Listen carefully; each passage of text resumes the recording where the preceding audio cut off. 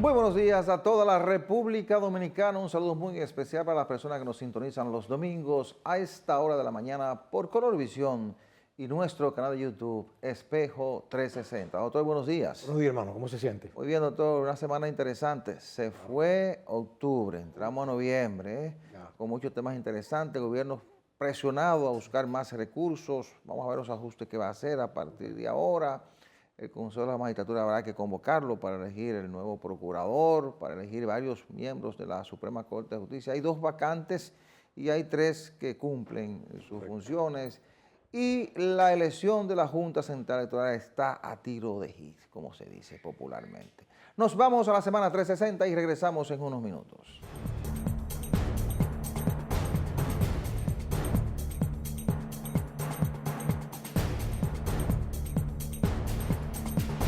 ¿Qué tal, amigos? Bienvenidos a este resumen informativo Semana 360.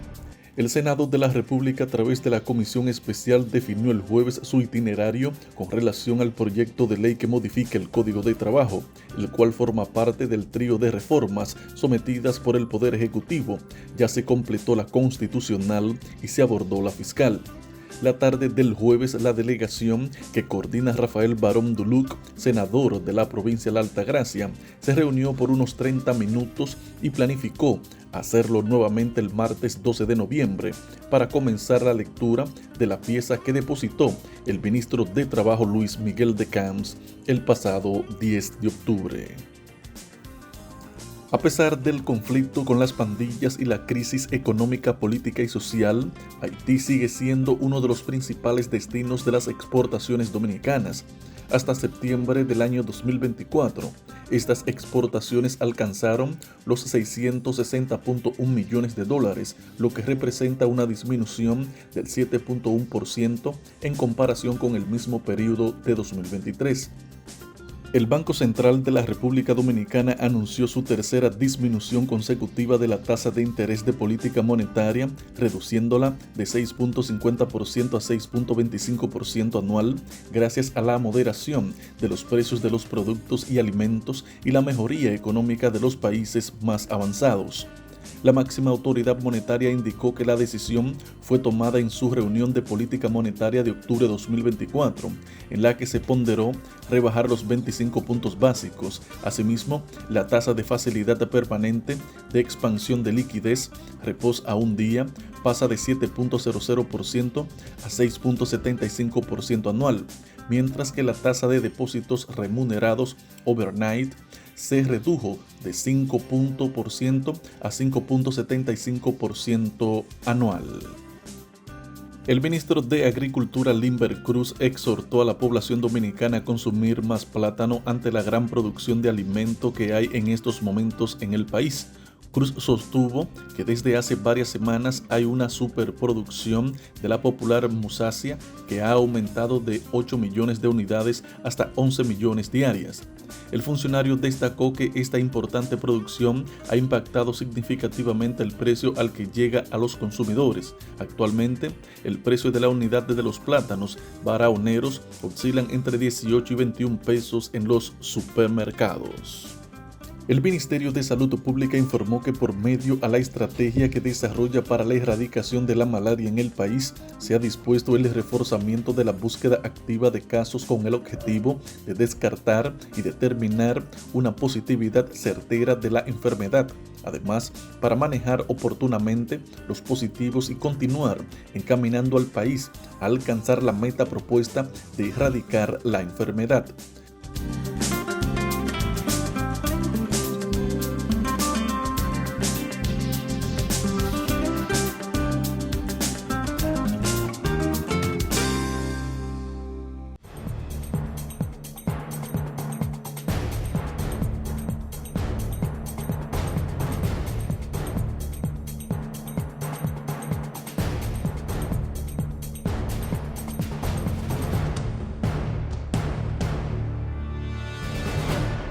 El gobierno está obligado a hacer ajustes importantes para incrementar las recaudaciones y tener los recursos que necesita, primero para ir llenando el déficit que tenemos cada año en el presupuesto del Estado y además para tener recursos para enfrentar los problemas nacionales. Intentó lograrlo con una reforma fiscal que provocó reacciones adversas y que por los efectos que estaba teniendo el presidente se vio obligado a retirarla. Algunos sectores insisten que hay que seguir dialogando para elaborar el proyecto, reelaborar el proyecto y someterlo porque el país lo necesita para poder evitar una crisis a futuro y que estemos obligados entonces a hacer luego lo que no estamos haciendo ahora en un momento de crecimiento económico.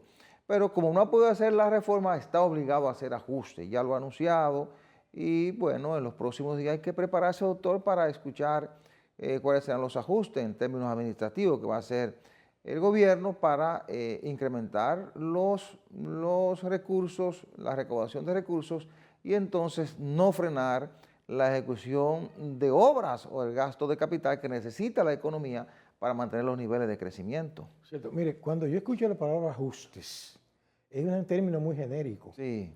Porque, por ejemplo, esos ajustes podrían también estar focalizados hacia que el gobierno controle una serie de gastos enormes, que eso todo el mundo lo sabe, porque eso hasta ellos mismos saben que eso es así. De hecho, tiene parte de eso. ¿Usted comprende? Sí, sí, claro. Entonces, claro. focalizarse ahí. También yo noto, fíjese, yo no soy economista, pero a mí me encanta la economía, igual que la política, teóricamente, ¿verdad? Teóricamente. Por ejemplo, los economistas más emblemáticos del siglo pasado planteaban lo siguiente en finanzas públicas sobre el gasto público, que lo dividen en dos, ¿verdad?, vertientes, gasto corriente y gasto de capital. El gasto corriente son los sueldos, salarios y demás gastos, ¿verdad?, de la evolución, de la ejecución. Y el gasto de capital, la inversión en activo fijo. Claro. Ahora bien, esos economistas planteaban que los países, que ellos lo decían de manera sutil, bonita, en vías de desarrollo, pero realmente en el fondo eran subdesarrollados. Subdesarrollados, claro. ¿Comprende? Países pobres. Sí. Pero no eran tan pobres, sino subdesarrollados, porque había algún desarrollo, ¿verdad? Y eso yo sabía que era así, porque a mí me gustaba siempre buscar la quinta pata al gato. Y me di cuenta que lo que ellos planteaban era que esos gobiernos que tenían se focalizaban en gastar dinero, y eso fue aquí histórico, desde que los tiempos que empezaron los gobiernos aquí, republicanos, cogiendo el dinero del presupuesto para pagar gastos, diríamos, de compromiso político, el otro, lo manejaban a su antojo. Ahora, en los países que se llaman hoy desarrollados, tienen otra vertiente. Ellos equilibran las inversiones y usted ve que esos países crecen porque hacen inversiones en gastos de capital, pero resulta que la gente no pasa hambre ahí ni tiene que estar haciendo fila para coger un chequecito, usted me está entendiendo, una fundita. Entonces quiere decir que en lo que yo veía, en los planteamientos de ellos, había una relación, diríamos, aceptable entre el porcentual entre gasto corriente de capital. Y el de capital, porque el gasto de capital te genera desarrollo. Exacto, porque los dos, exacto. Son obras, primero, claro, de infraestructura que necesita el país para su crecimiento y te genera empleos. Exacto, pero entonces la gente necesita conseguir el dinero para comer y vivir. Claro. Te genera la dinámica económica. Salud. Claro, y hay un maridaje, la palabra que me gusta, entre ambos gastos. Porque, por ejemplo, el gasto de capital produce gasto corriente. Sí, claro. Y viceversa. Ahora, ¿qué sucede? Que los estados, los gobiernos tienen que hacer gasto de capital. Tienen que invertir. De hecho, al gobierno le han sugerido incrementar el gasto de capital. Pero en lo que yo considero obras prioritarias, todas son buenas. Claro que pero cuando a mí, yo conozco, y usted conoce los metros, porque yo estaba en países europeos por un tiempo, en lo que yo he visto, que eso no fue tan rápido. Por ejemplo, eso lleva tiempo. Mire, en París yo estuve mucho tiempo visitando esa ciudad hermosa, haciendo cursos allí. Claro. Me iba los veranos y me estaba un mes allí. Pero era que yo tenía una forma de que me ayudaran a financiarlo, que eso es más caro que un pleito. Pero estuvo allá. Sí, estuve allá. Claro. Y yo mi transporte era el metro. Allá hay de todo, ¿eh? Y yo después interesado, digo, oye, pero este metro también que funciona. Y comencé a buscar material, que lo tengo todavía guardado en mi biblioteca. Y cuando ellos empezaron, todo el mundo se opuso. Las grandes intelectuales. ¿Cómo ocurrió aquí? Claro, pero después lo que pasa es que llegaron a entender los gobernantes que eso era un proceso que no podía hacerse en un gobierno. No. Y eso es lo que yo veo ahora aquí, que por ejemplo... Pero mire, nosotros comenzamos en el 97 a construir un metro Lo que le estoy y diciendo, todavía estamos construyendo y hay que seguir construyendo. seguir construyendo, pero no pretender construirlo todo en un periodo, No, claro. porque eso es imposible. Por ejemplo, el costo es tan grande. Imagínense, yo no lo critico, porque está muy bien que lo hagan un metro a San Cristóbal, otro que llegue al aeropuerto, todo lo que se quiera. Pero hermano, mire, eso cuesta mucho dinero. Sí. Pero mucho, pero mira, como dice el pueblo llano, un bojote de cuarto. Sí, eso. Entonces, ¿de dónde van a sacar esos cuartos? Eso cuesta mucho dinero, como usted dice, y hay que programarlo a través del tiempo. Pero también que sea una obra necesaria para poder lograr la estructura que se necesita para descongestionar la ciudad y para eficientizar el transporte. Porque usted no hace nada teniendo un pedazo de metro y que la gente no lo utilice. Sí, eso es lo que ocurre. Sí. Perdóneme que lo interrumpo ahí. Ese mismo criterio yo lo discutí con amigos allá, cuando yo estaba estudiando allá. Pero ven acá, en los países como nosotros, no. Lo que pasa es que ahí hay que ir buscando soluciones, ¿verdad?, alternas para resolver lo del transporte de la gente, que las hay. Sí. Las hay. Deficiente. Pero claro que deficiente, sí. Pero por eso se construyen los metros, porque usted, en los países lo que hacen es que están buscan me explico, doctor, buscan la masificación que te da eficiencia y contribuye a que la gente entonces tenga un servicio que le permita dejar su vehículo en su casa. Yo me refería, yo estoy de acuerdo con que se hagan esas obras perfectamente, en su tiempo y de manera constante, pero yo le digo una cosa, eso que usted dice, la deficiencia, es cierto aquí, pero es que aquí los gobiernos que hemos tenido no se han focalizado en esas soluciones más económicas. Por ejemplo, yo estuve en Brasil hace muchos años, no ahora, yo iba a un congreso por ahí lejísimo, y yo lo que usaba era, el transporte público, es decir, autobuses, y yo vi una cosa que yo le llamaba de que gusano, y yo dije, ¿qué es eso? Un autobús que tenía otro pegado atrás y otro atrás. Como los que tenemos aquí. Es que son las mentes brillantes que buscan esas soluciones. ¿Usted entiende? No, pero lo que pasa es que los brasileños lo hicieron hace un buen tiempo. Hay mucha gente buscando, mire, el menudo. Es que no es tan fácil tampoco. Este país tiene muchas complicaciones. Y es que usted debe tener un sistema de autobuses, de metros eficiente, la cantidad necesaria moviéndose por arriba y el metro que te cubra las vías más necesarias para la población. Claro. Entonces, cuando tienes esa combinación, autobuses por arriba, metros, rutas alimentadoras, saca las chatarras, el sistema se eficientiza y tú descongestionas la ciudad. Pero en síntesis, pero el problema aquí también es que esos transportes públicos son las mafias lo que manejan. Sí, mafias. Sí. Pero, el Estado ahí no mete mucho la mano en eso. Pero volviendo al tema original, el Estado necesita recursos. Claro, pero el Estado necesita una reforma, porque no es solo vamos a ajustarnos, vamos a gastar menos, vamos a hacer los ajustes, no. Sí. Se trata de que hay que crear las condiciones de la economía para que siga creciendo y para que cuando tenga cualquier choque en función de la realidad internacional pueda resistirlo y seguir avanzando hacia una economía más desarrollada que la que tenemos hoy. Entonces, hoy no tenemos la capacidad de respuesta necesaria porque tenemos presupuesto deficitario. Cada año salimos a buscar 200,000 y pico de millones de pesos en préstamos. Va a llegar un momento que no vamos a tener capacidad para responder y lo que se quiere evitar es eso. El gobierno retiró la reforma, lógicamente hubo un gran rechazo.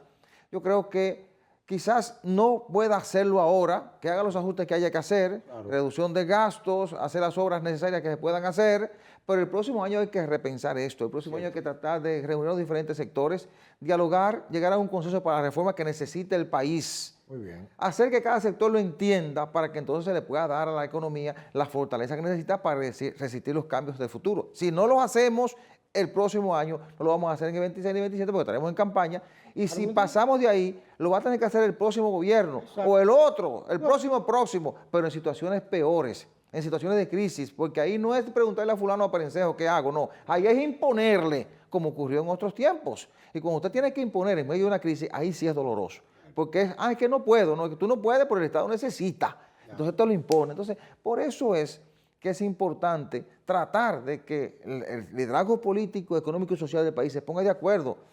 Si no ahora a fin de año, porque las condiciones están dadas, el próximo año, reitero, para que entonces, fruto de ese diálogo, quizá en el CES, lo hemos dicho en otras ocasiones, en el Centro Económico y Social, que es un órgano constitucional para para discutir este tipo de problemas, llegar a consenso y darle al país lo que necesita, fruto de ese acuerdo entre todos los sectores, que se lleve ahí, sino en otro escenario donde todos podamos poner de acuerdo y darle al país la plataforma que necesita. Yo creo que eso es de responsabilidad.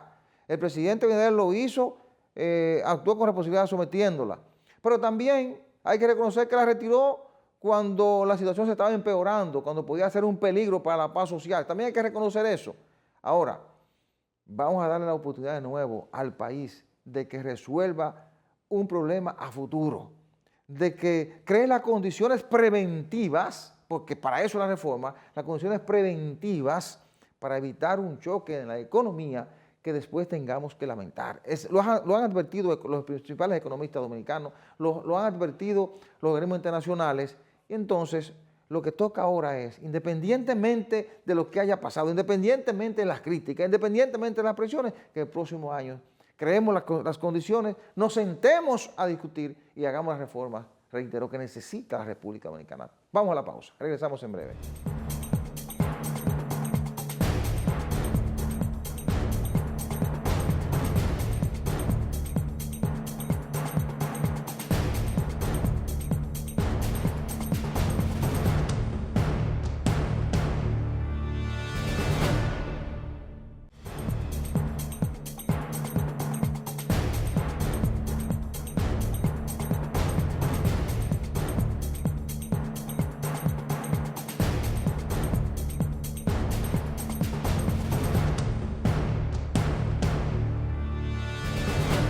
A partir de la realidad que nos crea, doctor, la nueva Constitución proclamada el pasado domingo por el presidente Luis Abinader, hay que pensar ya en la convocatoria del Consejo Nacional de la Magistratura para elegir a un nuevo procurador. Recordemos que el presidente le dijo a Miriam Germán Brito, aguánteme unos cuantos meses en lo que resuelve el problema de la reforma constitucional, porque ella había dicho que no iba un día más allá del 16 de agosto. No podía decirle que no al presidente, un hombre que ha depositado confianza en ella para un ministerio público que él ha querido darle mayor nivel de independencia. Entonces, la nueva Constitución proclamada el pasado domingo establece que el nuevo procurador hay que elegirlo en un plazo de 90 días a partir de la elección del presidente, de la juramentación del presidente. Pero recuerden que el presidente juramentó el 16 de agosto. Sí. Es decir, que en las próximas semanas, quizá a partir de mañana lunes o de la semana próxima, entonces estemos viendo un Consejo de la Magistratura comenzando a sesionar para elegir a un nuevo procurador en condiciones diferentes. Pero además, para elegir, imagino que van a aprovechar para eso, para elegir a dos integrantes de la Suprema Corte de Justicia, uno que cumplió 70 años y dijo que ya no quiere seguir, y otro que también cumplió el tiempo. Pero hay 3 más que cumplieron ya el plazo para que fueron electos y le toca una revisión, sea para que lo ratifiquen o para que salgan de la Suprema Corte de Justicia. Yo diría que si son personas jóvenes, que los ratifiquen y los dejen ahí, si están haciendo un buen trabajo, porque aquí estamos llevando mucha gente joven a organismos como la Suprema Corte de Justicia, como el Tribunal Constitucional, como la Junta Central Electoral, entre otros. Pasan 6, 7 años ahí, se van con una pensión elevadísima, pero son gente que todavía pueden seguir aportando, gente que tiene 50 años.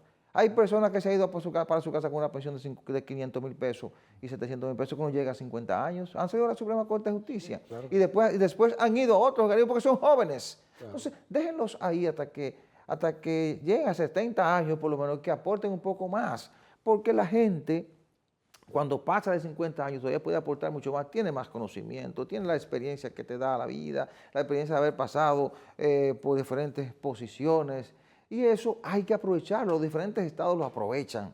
Entonces, toca ahora elegir un procurador, hay condiciones diferentes, ¿verdad? Anteriormente lo nombraba el presidente por decreto, a partir de esta reforma será presentado por el presidente al Consejo, para que el Consejo entonces elija, pasará también con la mitad de los adjuntos, y entra al Consejo de la Magistratura el presidente del Tribunal Constitucional. Son cambios que hay ahí. Ojalá que esto funcione, ¿verdad? Que funcione y que el procurador o el Ministerio Público tenga mayores niveles de independencia, que es lo que se quiere. Mire, yo tengo muchas décadas ligado a esta profesión. posiblemente no haya sido un brillante abogado en este país, como lo son otros, que tienen las condiciones y las oportunidades. Algunos de mis compañeros que se graduaron ya tenían oficina preparada, pero yo era hijo de un barbero del mercado público. Y yo tenía que fajarme a buscar. Pero eso no me quitó que yo estudiara y comprendiera y viera la realidad de este país. Para mí, eso de hablar de justicia y procuradores independientes es una cuestión poética, que es muy bonita en el papel, pero en la práctica tiene la cara, mire, muy fea. Le voy a decir por qué. Lo primero es que aquí el sistema tiene sus amarres y la gente que llega ahí puede tener la cara y la apariencia de independiente, pero no lo es. Sí. Tienen compromisos sociales. Eso me lo enseñaron a mí en el aula. Una persona, un juez, por ejemplo, una hija de un aristócrata, que es juez, eso en el aula, yo nunca lo voy a olvidar. B, era sociología jurídica, que estaba la materia. Le llevan, por ejemplo, un obrero que se robó un disparate y ella lo condena. No se acuerda, existe robo famélico, que no condena al tipo que roba por hambre, 10 plátanos, 2 salchichones. ¿Entiendes? Pero si ella le llevan a un tipo de su élite que ha hecho una diablura, le buscan un bajadero, a mí nadie me lo puede discutir, porque yo eso lo he visto por más de casi 5 décadas, dando vueltas en los tribunales, en los pasillos, yo me quería en los pasillos. Ahora bien, ¿por qué le digo todo esto? Porque yo me he interesado, cuando era más joven, en conocer otras culturas, otras oficinas, otros países. Y lo poco que yo pude haber conseguido económicamente, me iba a los congresos por aquí, que por acá, y me di cuenta de una cosa.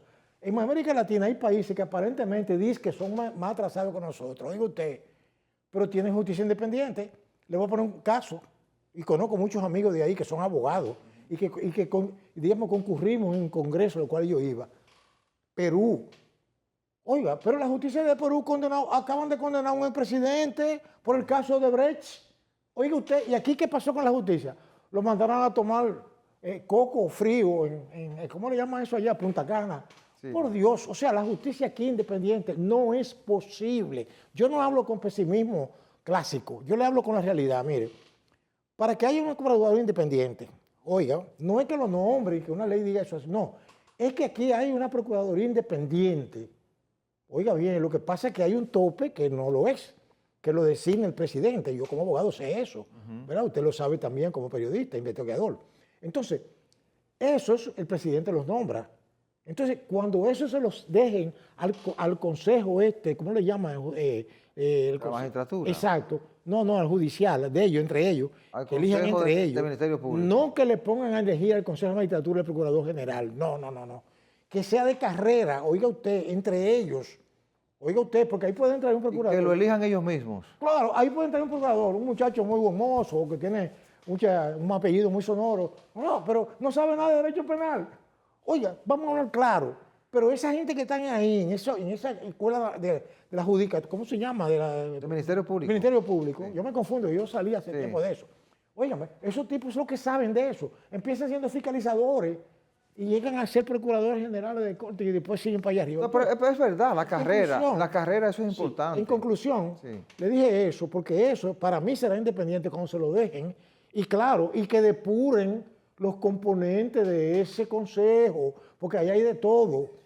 Sí, pues siempre habrá factores que van a incidir, sí. eso es verdad, usted tiene razón. ¿Usted comprende? Y bueno, la práctica aquí ha sido esa, que la influencia del poder se ha encargado de proteger a determinados sectores y tenemos ejemplos de sobra. Usted citó muchos ejemplos. Ese mismo caso lo fueron desmantelando y sabemos que la influencia política se las arregló para controlar. Pero eso ocurre porque todavía hay mucho control del Poder Judicial en la República Dominicana. Usted tiene razón en eso, yo eso no lo discuto. Ahora, la carrera también es verdad, te va dando la independencia. Por eso se creó el Consejo para que se pudiera impulsar la carrera del Ministerio Público. No, usted tiene razón en eso.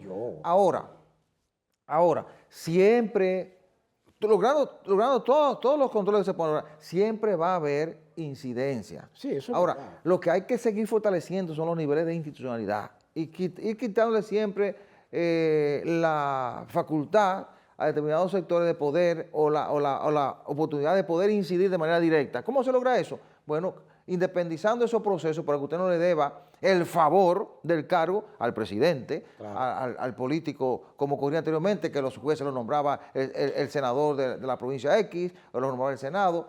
Es decir, es ir llevando a un proceso de fortalecimiento institucional y que a través de procesos independientes de esos poderes, entonces se puedan elegir a la gente idónea. Y no tiene solo que ser de carrera, hay mucha gente que no está en el Ministerio Público que tiene mucho más condiciones que muchos que están ahí para ser Ministerio Público. Y quizás tenga el espíritu del fiscal, que quizás no lo tiene alguien que está ahí y hasta lo está estudiando, que son elementos que vienen con la personalidad del individuo. ¿Entiende? Pero, lógicamente, usted tiene razón, pero hay que seguir dando pasos hacia algo adicional.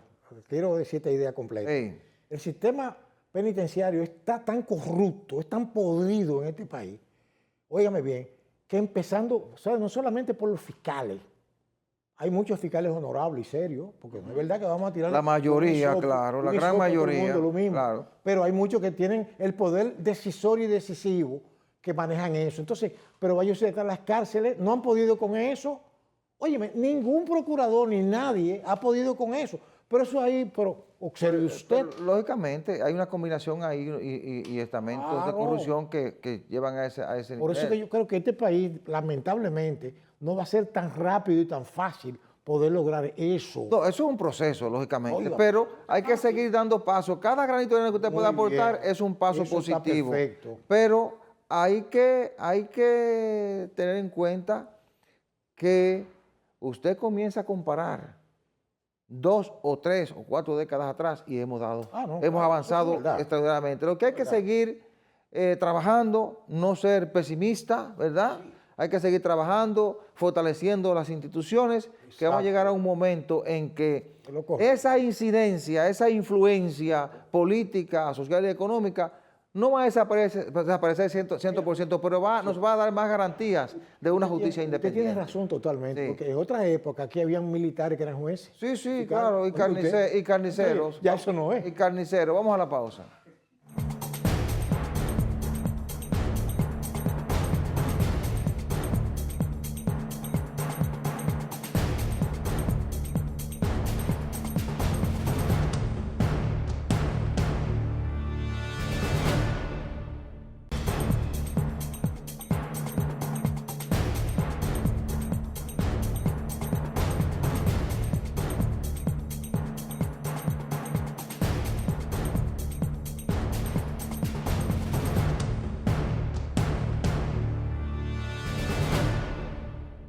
Aunque los números son fríos por naturaleza, ¿verdad? No expresan sentimientos, pero cuando se convierten en estadísticas, hay cosas que son vergonzantes. Y una de ellas es que nosotros ocupamos el primer lugar en el mundo en accidentes de tránsito con resultados funestos, con muertos de una cosa increíble. Es así. Ahora, ¿qué provoca esas cosas? Porque hay países que tienen mucho tránsito más que nosotros, miles de vehículos circulando. Sin embargo, están por debajo de nosotros, muy lejos en la tasa de accidentes y muertos. Pero países grandes. Pero le estoy hablando, países fundamentales. ¿Me entiendes? Entonces, ¿qué pasa? Nosotros que somos un pedacito de 72.000 kilómetros geográficos compartido con otro, que tenemos 48 y el otro 27. Óigame, eso es una cosa increíble. Ahora, ¿qué pasa? Esas cosas tienen su origen, y sus orígenes y sus factores. Por ejemplo, aquí, yo creo que es el único país del mundo, yo creo que ni en Haití, que yo conocí Haití en otra época, no ahora, porque ahora Haití se deporonó definitivamente, pero yo fui en época de Jean-Claude, ¿verdad? Sí. El hijo del dictador, y todavía eso se veía lo bonito, ¿verdad? Los carros andaban a 1000 por la calle, pero no había tanto accidente. Pero ¿qué resulta? Que aquí es el único lugar del mundo en donde usted entra como si fuera en uno de esos autoservicios que venden comida. Dame un pote, dame 2 cervezas. Y el tipo arranca, réquete con su guía.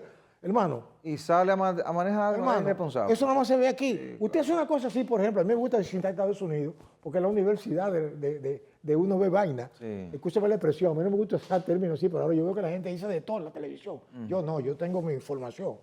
Óigame, Oiga, si usted se atreve, no, yo no creo que haya nadie que se atreva a transitar con una cerveza, conduciendo un vehículo.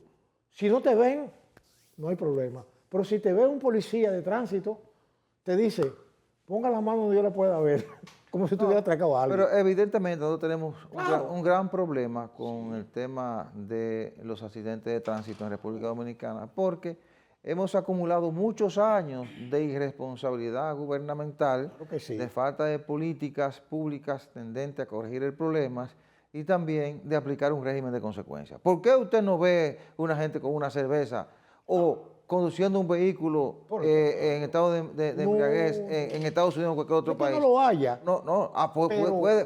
Pero esa persona sabe que si un agente de tránsito lo detuvo, va a terminar preso. Mire, aquí tenemos el caso de un cónsul en Madrid que salió de una discoteca, se había tomado 2 copas de vino, según lo que él dijo, cuando lo pusieron a soplar el alcoholímetro, dio positivo y la persona lo detuvieron. ¿Y qué pasó? Perdió el cargo en el gobierno, lo destituyeron como cónsul, porque hay un régimen de consecuencias. Y añado a eso, una famosa presentadora de televisión de aquí, que no la voy a mencionar, productora, que no la voy a mencionar, óigame bien, según ella no era así, pero esa gente no se equivoca con esos aparatos. Y cuando se lo pusieron en Miami. Sí, tiene un proceso judicial. El juidero. Sí, pero como una persona de aquí, todo el mundo, pero que yo qué, porque ese es el problema. No. Pero ahí hay un control con eso. Es que en otros países hay un régimen de consecuencias. Nosotros, y es lo que queremos destacar hoy, debemos comenzar a dar pasos firmes en esa dirección. Veo que hay una señal de parte del gobierno dominicano. A través del Intran, a través de Interior y Policía, de la DGC, Policía Nacional, es decir, las instituciones que tienen que intervenir en esto. Dicen que hay una mesa tratando el problema, comenzaron a implementar el uso de los alcoholímetros, tienen una cantidad ahí, comenzaron un plan piloto, que es bueno que se implemente, se convierta en una política nacional. Que usted no solamente se encuentre con un agente un día en la Churchill o en la Lincoln o en la Venezuela, que es un área de zona de centro de bebidas, con 2 o 3 agentes en una esquina pudiendo soplar un alcoholímetro. No, que sea una política permanente en el tiempo, que usted en cualquier parte se le aparezca un agente, de día o de noche, y sople ahí. Sí, ¿entiende? Y que se acabe eso, de que usted pueda andar con una cerveza colocada en el centro ahí de los 2 asientos del vehículo, usted la va tomando, o un litro de whisky, no pasa absolutamente nada. El agente lo ve y lo saluda. No. Hay que pasar hacia una política que haya, primero, medidas preventivas, que hayan acciones que le manden la señal al individuo de que se están aplicando políticas correctivas y además que la gente sienta la sanción de parte de la gente. Pero yo aspiro que esos alcoholímetros que están empezando a usar ahora sean los que compraron aquí en otra época. No pueden ser, porque eso hace 20 años que lo compraron. Pues entonces lo mencioné adrede para que no suceda lo mismo. Claro. Porque en verdad, aquí siempre estos infiernos están pavimentados de buenas intenciones. Sí. ¿Usted comprende? Sí. Entonces, aquí se empiezan las cosas, pero se diluyen con el tiempo. Entonces, ¿qué pasa? Que ese tránsito que usted mencionó, ¿sabe cuál es uno de los problemas que tiene también? La tremenda corrupción que hay ahí. Oiga bien, que me digan que no. Sí, señor. Porque cualquiera ha sido víctima aquí de negociar una violación de la ley de tránsito. ¿Usted me está entendiendo? O a veces se hacen cosas que no son correctas. Bueno, se ponen contravenciones sin usted haber violado nada. Es así, pero el problema es más grave, doctor. Pero hay que hacerlo. Porque nosotros estamos contabilizando, usted hablaba de las estadísticas, 65 muertes por cada 100.000 personas. Madre. Este año, que finalizó, 2023, murieron casi 2.000 personas, 1.900 y pico de personas murieron en accidentes de tránsito. La cifra. Pero la cantidad de lesionados, la cantidad de gente que está tirado en una UCI o tirado en un hospital, la cantidad de gente que está parapléjica en su casa, que se convierte en un estorbo para la familia, que destruyó la economía, que tiene si es la esposa de esa persona, tiene que quedarse atendiendo, tiene que dejar el trabajo, entonces lo que hacen es que se empobrecen. Pero la cantidad de recursos que eso representa para el Estado es un problema complejo. Entonces, no es solo el uso del alcoholímetro, por eso decía, una política de Estado, porque usted acaba de citar lo que pasó en la gestión de Leonel Fernández cuando Franklin Almeida, que falleció recientemente, que en paz descanse, implementó el Plan de Seguridad Democrática. Eso era parte del paquete, el de los alcoholímetros. Se usó un tiempo y se descontinuó. Por eso yo hablo de una política de Estado que permanezca en el tiempo y se convierte en una cultura. Claro que sí. Entonces, es implementar los alcoholímetros. Es tener cuidado con la importación de vehículos chatarra. Este país se ha convertido en un almacén de chatarras de otros países que tienen vehículos ya que los van a desechar, que los van a mandar al vertedero a moler, y te lo compran, te lo montan en un barco, te lo compran por 3 pesos allá y te llenan el país aquí de desechos, claro, de vehículos que son desechos en Corea, en China, en Japón, y te llenan el país de eso. Pero también aquí no se implementa la revista. ¿Qué es la revista? La revista es un proceso de revisión del vehículo que un técnico le va a decir a usted: mire, su vehículo no está en condiciones o está en condiciones de salir, o no está en condiciones y debe someterlo a este proceso de revisión mecánica, de ajustes para poder. Entonces, vuelva a hacer el chequeo para entonces nosotros certificar que usted puede salir. No es simplemente ponerle un sellito que vale 25, 100, qué sé yo, 200 pesos. No, es una revisión vehicular para certificar los niveles de contaminación de su vehículo, porque eso es otra, la cantidad de chimeneas contaminantes que hay por ahí y no pasa nada. Es revisar para evitar los niveles de contaminación, revisar para evitar que usted salga con un vehículo y corriendo se le salga una goma, o corriendo se le salga la cremallera, o corriendo le bote la puerta. Sí, algo muy importante. Son esas cosas, una política lo que hay que implementar. Sí, pero esa política debe incluir el control de la importación ilimitada, indiscriminada de vehículos. Y agréguele a eso las motocicletas, que aquí te la traen por pedazos, te la ensamblan, andan por ahí sin placa, y la mayor parte de las muertes, los accidentados o personas que quedan lesionadas son los de motocicleta. Es decir, hay un problema grave que debe ser producto de estudios dentro del gobierno para elaborar una política que nos permita enfrentarlo con eficiencia, para que la gente sienta que hay una autoridad trabajando en esa dirección, pero que al mismo tiempo te puede sancionar si tú te equivocas violando la ley. Claro que sí. Porque aquí ¿qué es lo que pasa? El tipo sale, que va por la calle, ya salió de una discoteca, se dio un humo, sale irresponsablemente a conducir, lo paga la gente y no quiere respetar a la gente. Ahora, cuando aquí comiencen a detener a la gente que sale a conducir ebrio y le digan: no, usted se queda aquí detenido, o usted se queda aquí hasta que venga alguien a conducir, la gente va a aprender a hacer lo que hacen los mismos dominicanos, que aquí la violan y en Estados Unidos lo hacen diferente. La gente va a aprender a que si se va a meter en una discoteca y anda en grupo, uno de los que están ahí va a consumir jugo de toronja o va a consumir jugo de tamarindo, ¿verdad? Que va a salir sobrio y es el que va a conducir. Los otros pueden ir borrachos, pero es el que va a conducir. Eso pasa en otros países donde hay una política de Estado y donde hay un régimen de consecuencias. Yo he contado en muchas ocasiones que fui hace un tiempo a Atlanta a una actividad periodística y un grupo dijimos que queremos salir, alquilamos un vehículo. El señor que conducía el vehículo, nosotros estábamos dentro disfrutando, consumiendo bebidas y cosas, entre ellas alcohólicas, porque era una fiesta. Yo salí y le dije al señor: ¿usted no quiere compartir? Dice: no, yo estoy trabajando, yo no puedo ingerir bebidas alcohólicas. Oiga, un nivel de conciencia. A ese nivel es que debemos llegar para poder superar lo que tenemos, para bajar esas estadísticas y para evitar el luto, el dolor y los grandes gastos que están teniendo las familias y el Estado dominicano con la cantidad de accidentes de tránsito en la República Dominicana. Vamos a la pausa.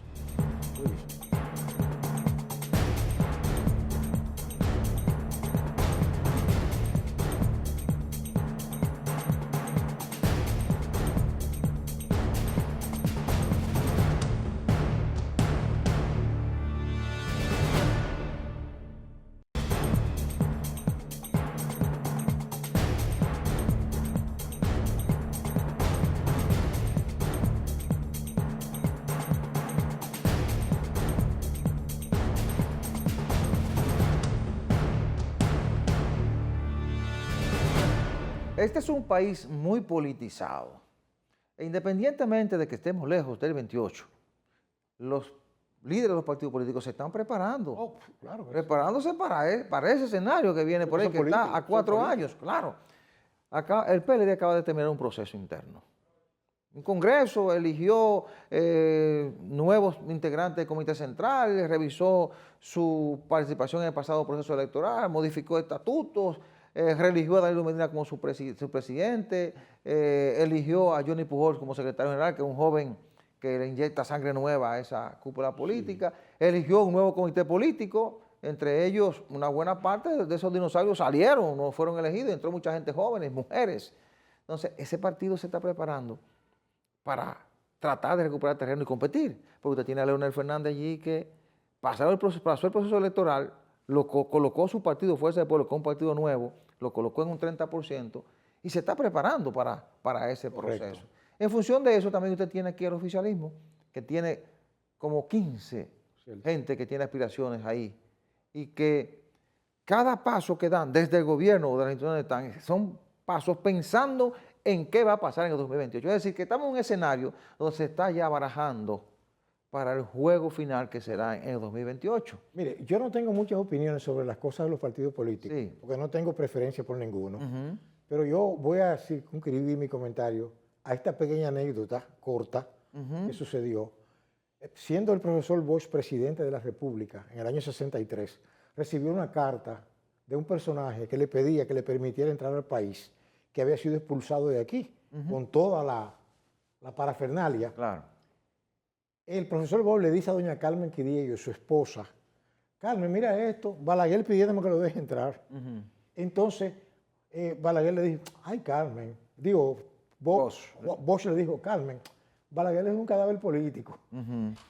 Y le dijo, y mire entonces que en el 66 el cadáver resucitó y tuvo 12 años Gobierno 22. haciendo de todo. Pero déjeme decirle más, cuando lo sacaron de ahí con las elecciones del 78, oiga bien, muchos pensaban que el doctor Balaguer ya estaba listo, ni veía. 86. Hasta el 94. Sí. Y en el 94 estuvo pataleando y todo el mundo corriendo y huyendo. Y hubo que hacer un maco, como le llaman, político. Pues yo, para que se tranquilizara. Déjeme aclararle una cosa. El asunto es que la política es una ciencia que no es de laboratorio. Porque los laboratorios en política son las revoluciones, los tiroteos, los golpes de Estado. Claro. No, es que las cosas van evolucionando y por eso que le decía, a mí me gusta mucho citar a Balaguer y a esos tipos, porque son tipos que vivieron la política aquí y tuvieron éxito. Claro. ¿Por qué? Porque llegaron al poder y se mantuvieron. Entonces, que mira, en política no hay enemigos, sino adversarios. Y esos adversarios pueden ser el adversario de hoy, pero el aliado de mañana. Por eso yo no dudo de que ningún partido pueda volver al poder, después que haya salido aplatado de ahí, Claro que sí. vuelto tira. Así no es, lo dudo, ¿eh? Así es, pero aquí, en este escenario, yo lo que sí quiero resaltar, doctor, muy buena la anécdota suya, eso es así. Yo lo que quiero resaltar es que esos dos partidos de oposición se están preparando para dar la batalla. Y con el cuadro que se está dando desde el gobierno, aquí pudiéramos estar en un escenario donde se fortalezca el tripartidismo. Y en un escenario de tripartidismo fuerte, no es fácil ganar en primera vuelta en un país con el 50% más uno para ganar en primera vuelta. Cualquier cosa puede suceder. Es decir, que el oficialismo tiene que comenzar a observar a esos dos partidos políticos. Chequear Porque bien. ese PLD renovado pudiera fortalecerse, quizás Luis Medina ahora saliendo a hacer oposición, Leonel Fernández que va a hacer oposición, Exacto. y eso te puede crear un escenario incómodo para el PRM permanecer en el poder. Eso es así. Ojalá que ellos observen el comportamiento de la oposición política, porque pudiéramos estar ante un escenario de tripartidismo que pudiera dificultar la permanencia del poder del PRM en el poder. Bien, la semana que inicia va a estar muy centrada en la reforma del Código Laboral, las diferencias entre los patronos y obreros por la cesantía. El proyecto va a vistas públicas, se ha anunciado una comisión. Y también otros elementos que estarán dominando la agenda son las elecciones de Estados Unidos el próximo 5 de noviembre, es decir, en 2 días. Es una campaña cerrada entre Kamala Harris y Donald Trump. Estos dos aspirantes políticos que, bueno, tienen polarizada Estados Unidos, donde nosotros tenemos una gran cantidad de habitantes que van a ser protagonistas de ese proceso. Señores, se ha terminado el tiempo. Gracias por su atención. La cordial invitación para el próximo domingo a la misma hora y por este canal. Buena suerte, buenos días.